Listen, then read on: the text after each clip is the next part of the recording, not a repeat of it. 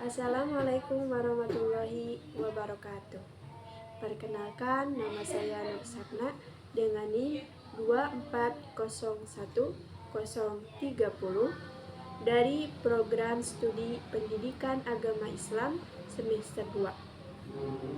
Dibuatnya video ini untuk memenuhi ujian akhir semester mata kuliah Ushul Fiqih dengan dosen pengampu Bapak Dr. Komarudin MPD. Di sini saya akan menjawab 3 soal dari 6 soal.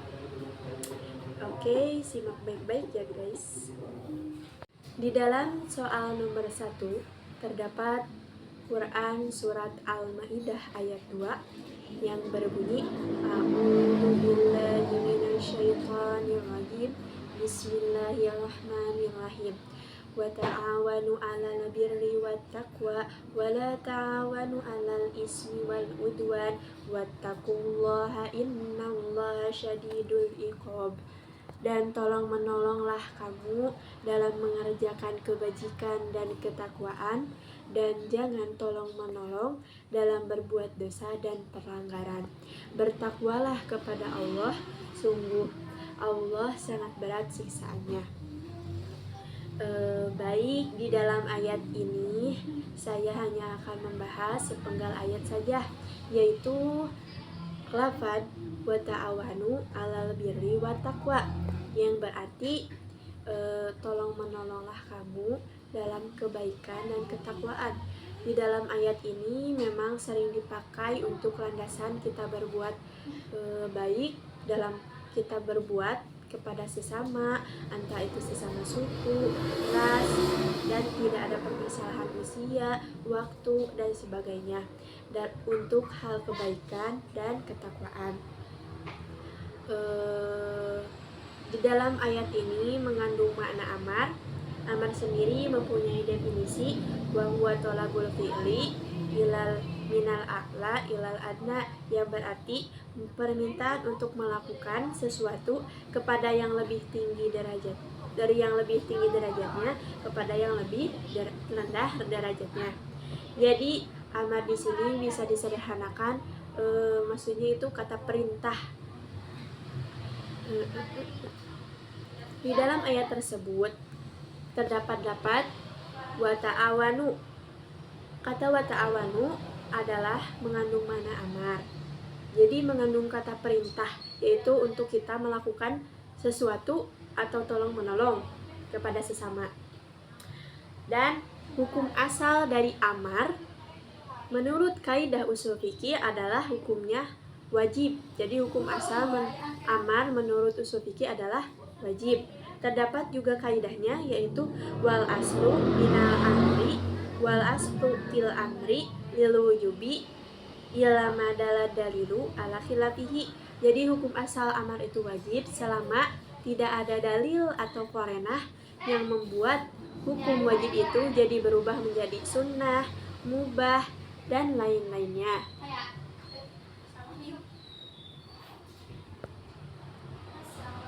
Perintah dari ayat tersebut adalah wajib selama tidak ada qarinah yang memalingkannya menjadi sunnah, mubah, dan lainnya. Jadi perintahnya itu wajib kita untuk tolong menolong sesama selama tidak ada dalil yang mengharuskannya kita menjadi tolong menolong itu menjadi sunnah. Terdapat juga contoh yang menyangkut pada ayat tersebut, adalah contohnya seperti gerakan kolaboratif antar komunitas Islam untuk pencegahan kekerasan seksual di pesantren atau lembaga pendidikan keagamaan. Ini merupakan bentuk amar untuk kita diperintah melakukan kebaikan dan ketakwaan, karena bertujuan untuk menjaga kehormatan, keamanan, dan nilai keadilan. Ijtihad dibutuhkan untuk menimbang maslahah mursalah atau kemaslahatan yang tidak disebutkan secara eksplisit di dalam nas. Cukup sekian untuk soal nomor 1. Oke, next. Pada jawaban soal nomor 2. Di dalam soal nomor 2 terdapat Quran surat Al-Baqarah ayat 173 yang berbunyi A'udzubillahi minasyaitonirrajim. Bismillahirrahmanirrahim. Innama harrama 'alaikumul mayyitata waddama wal lahma khinziri wa ma ahilla bihi lighairillahi faman istaturra ghaira bagin wala adin fala isma alaihi innallaha ghafurur rahim. Sesungguhnya Allah hanya mengharamkan bagimu bangkai, darah, daging babi, dan hewan yang disembelih bukan atas nama Allah. Tetapi barang siapa dalam keadaan terpaksa memakannya, sedang ia tidak menginginkannya dan tidak pula melampaui batas, maka tidak ada dosa baginya. Sungguh Allah Maha Pengampun, Maha Penyayang. Pengertian nahi menurut usul fikih yaitu wahwa talabu tarki minal a'la ilal adna, yang berarti larangan adalah permintaan untuk meninggalkan sesuatu dari pihak yang lebih tinggi kepada yang lebih rendah. Jadi nahi di sini bisa kita sederhanakan yaitu larangan, melarang dalam konteks apa ya?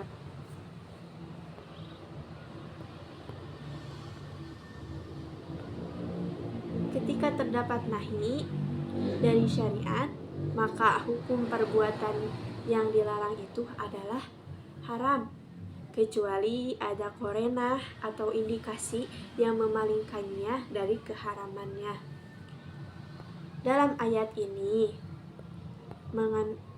dalam lafaz kata harroma itu mengandung kata larangan, yaitu mengharamkan, dan haram itu dihukumi secara mutlak. Ayat ini melarang mengkonsumsi makanan tertentu. Kutipannya itu, sesungguhnya Allah mengharamkan atas kalian bangkai, darah, daging babi, dan lainnya.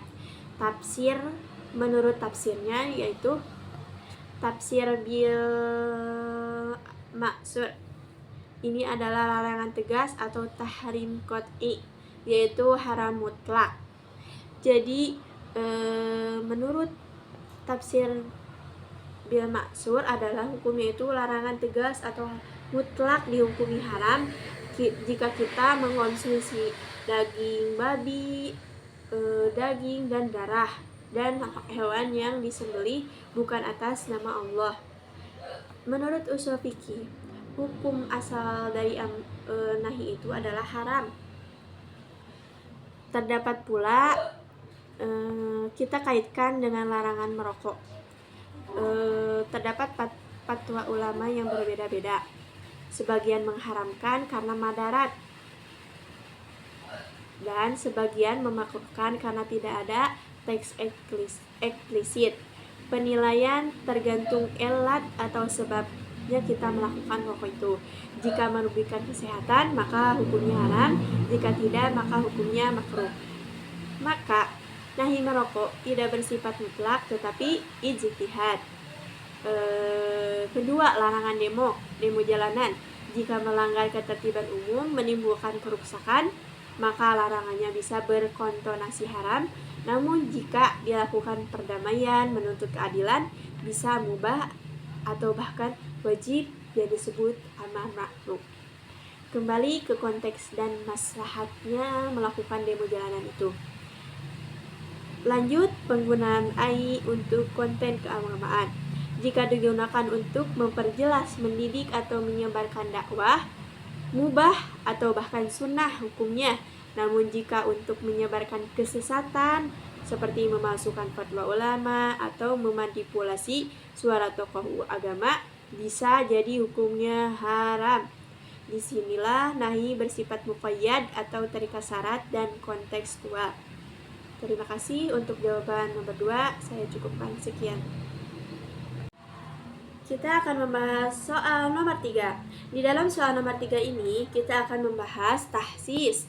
Sebelum kita membahas apa itu tahsis, kita harus membahas apa itu am dan apa itu khos. Am menurut usul fikih.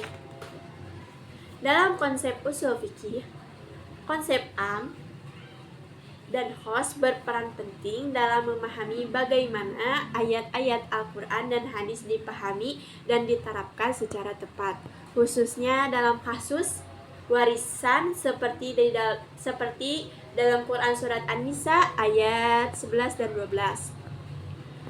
Kita bahas am menurut usul fikih, yaitu wahwa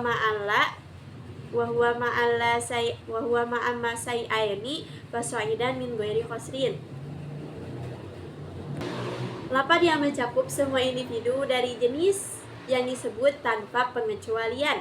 Sedangkan khos menurut usul fikih, ma la yatanawalu syai'aini fasoidan min ghairi khosrin.